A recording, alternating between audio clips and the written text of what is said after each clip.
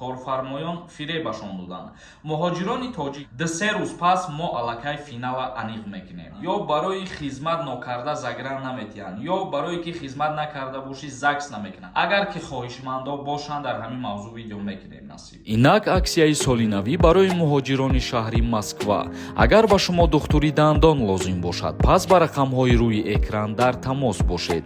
Барои сафед кардани дандон, ё барои дандонҳоро пломба мондан, ё барои табобат кардани хунукиҳои дандон, пас ба ин рақамҳо дар тамос бошед.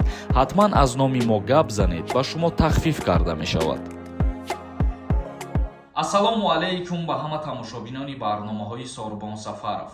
Умедвор ҳастам ки тансиҳат ва хонаобод ҳастен. Тамошобинони азиз, ҳатман дар видео лайк бимонед ва то охирша тамошо кунед. Бисёре аз нафарҳо як савол пешниҳод мекарданд ки оё ба Украина барои кор сафар кунанд нисбатшон парвандаи ҷиноӣ оғоз мешавад ё ин ки не. Дар ҳамин мавзӯъ як ҳиссаи дигарша мефаҳмонам ба шумо хуб гӯш кунед ва хулосатона мебуроред. Беш аз 120 муҳоҷири тоҷик ки барои кор дар шаҳри Мариупол аз ҷониби Русия ғасб шуда ҷалб шуда буданд, мегӯянд корфармоён фиребашон доданд. Муҳоҷирони тоҷик ки бархе 5-6 моҳи пеш ва гурӯҳи дигар 1 моҳ пеш қабл аз Русия барои кор сафар карда буданд.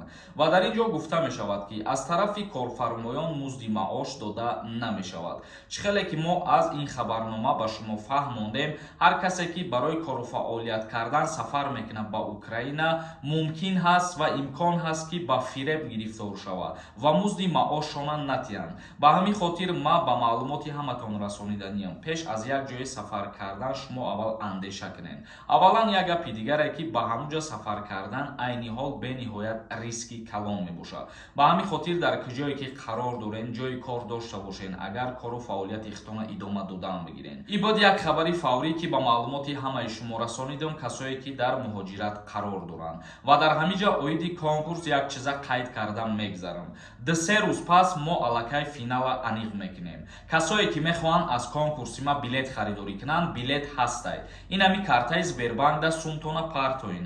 Ин карта ба номи Мунис Хуршедович мебошад. Нархи як дона билет 200 рубла дар бар мегирад. Агар ки ба аксия билет бихарен, ба 1000 рубл 10 дона билетон метиҳем. Конкурс ҳамагӣ 46 дона конвертҳои пулӣ приз мондагиай. Чектона рақамҳои WhatsApp да қатъи номтон роӣ кунен. Имрӯз билетҳои ҳамара равон мекунанд. 2 рӯз пас финал аниқ мешавад. Шанса аз даст натиҳен.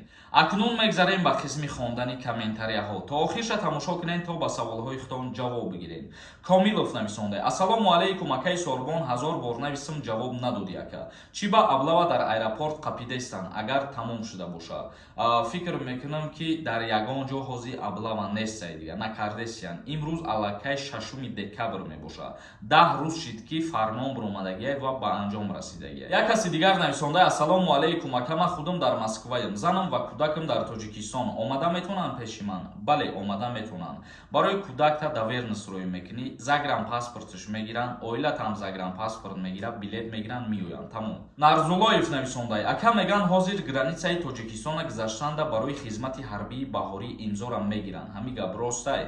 Барои граница гузаштан ё барои хизмат нокарда загран наметиҳанд, ё барое ки хизмат накарда бошӣ загс намекунанд. Ҳамаи гапҳо дурӯғай, бовар накунед. Мирзоев нависонда: Ассалому алайкум акаи Сорбон, созен хубен? Вақте ки вориди Москав мешавед, то чанд рӯза муҳлат дорӣ дар патент супорӣ? Саволи моро ҷавоб диҳед срочна. Ҳар як шаҳрванди хориҷие ки вориди Федератсияи Россия мешавад, 1 моҳ муҳлат дорад барои гирифтани патент. Агар ки аз 1 моҳ зиёд шид, аллакай ҷарима меспорад. Рамазон нависонда: бародари азиз, эҳтиромона хоҳиш, ба ҳамин саволи ман ҷавоб гӯед. Ман ба Россия рафтам, дар мигратсиони гости кардам. Омадан ба Тоҷикистон проблема намешавад. Дар ҳолате ки гости кардагӣ бошӣ, регистратсияд оригинал бошад, берегистратсия гаштагӣ набошӣ, ягон проблемат намешавад. Як каси дигар нависонда: дурӯғ мегӯй ба худо. Чӣ ба қасам мехӯрӣ? Ту бадбахти аблаҳ. Баъзе дачиво мафкураи паст дорем ки худтон дар сухани худтон боварӣ надорем. Бо ай куҷо суханои маро бовар мекунем. Як каси дигар нависонда: Ассалому алайкум ака саволи ман да ҷавоб ден.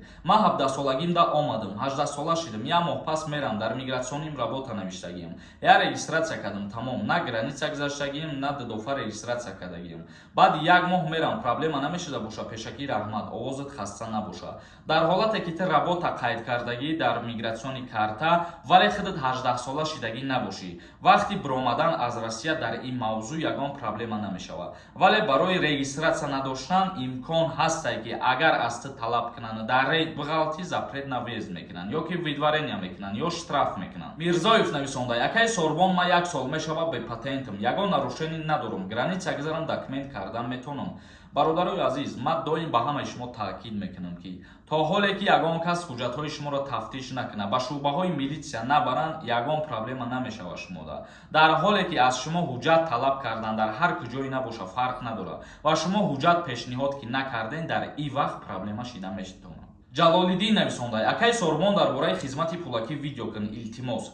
Акаи Сорбон, чанд сумаи ҳамаша аниқ кун, видео кун, 18 солаҳо метавонанд ва яъни билет харида. Ман дар ин мавзӯъ савол додам ки оё барои хизмати пулакӣ видео кунам ё ки не. Рости гап, ҳеҷ қадар комментариярам хоҳиши худша нанавис ва ман фикр кардам ки аллакай маълумот доред. Агар ки хоҳишмандо бошанд, дар ҳамин мавзӯъ видео мекунем. Раҷабов нависонда: ассалому алайкум, ака моҳи январ Тоҷикистон равем, аблава меқапа илтимос ҷавоб медодем. Дар моҳи январ ягон аму даъваткунӣ ба хизмат нест. Раисов нависонда: руд сафед қати барномаҳо ягон маъне накард. Хай ягон маъне накарда боша, тамошо накунед. Дар инҷа ҳастаи баъзе нафарҳое ки аз ҳамин суханҳои ман як чи меомӯзам ба худшона. Касида дар кор набоша, мо маҷбураки набастаем шуморо дар канал.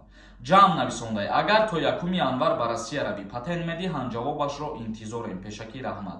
Кае ки ба Россия сафар кунӣ, бале ҳуҷҷат биспорӣ метиҳанд, чӣ ба наметиҳанд. Раупов нависонда: ассалому алайкум, сози хуби акаи Сорбон ба наздикии амнистия мешида бошад. Авфи муҳоҷирора президенти Федератсияи Россия Владимир Путин тасдиқ мекунад. Ҳозирашда тасдиқ шидагӣ нести чӣ. Ҷамшед нависонда: ассалому алайкум, номерои картата партоп билет бигирем. Номерои картара ман вақте ки дар бораи конкурс гап мезанам, ҳамуҷада меброя бародар.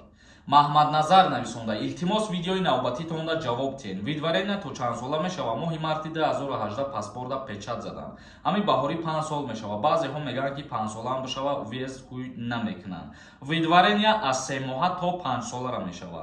ҳисоб кун, агар 5 сола боша, ай ҳамун рӯзе ки постановлениyaи судя биромадагия, қарори суда ҳисоб мекунед, то охирон муҳлатша мефаҳмед. Фирӯз нависонда: ассалому алайкум, акаи Сорбон, овозат хаста набоша. ҳазор раҳмати калом бародари азиз, худованд ҳамаи мо шуморо ҳифз ва ҳидоят кунад. Уринбоев нависонда: салом додар, зур мефаҳмӣ қонуни Россияра, маладец, рост мегӣ. ҳазор раҳмати калом, касое ки тасдиқ мекунанд суханҳои моро дуруст буданша. Миннатдорам аз ҳаматон ва мо беасос ҳеҷ вақт гап намезанем. Ильёс нависонда: ака ҳози хуҷанд душанбе роҳ ҳуяй? Бале, тақрибан 2 рӯз 3 рӯз аз сабаби боришоти зиёд роҳҳоро баста кардагӣ буданд ва раҳа тоза кардан, хушбахтона субҳи ҳамин рӯз роҳа кушода кардагианд. Лекин агар ки то зарур набошем, ба роҳ наброем. Тамошобинони азиз, ба ҳамин барномаи имрӯзара ҷамъбаст мекунем. То видеоҳои оянда. Худованд ҳамаи мо шуморо нигаҳбон бошад.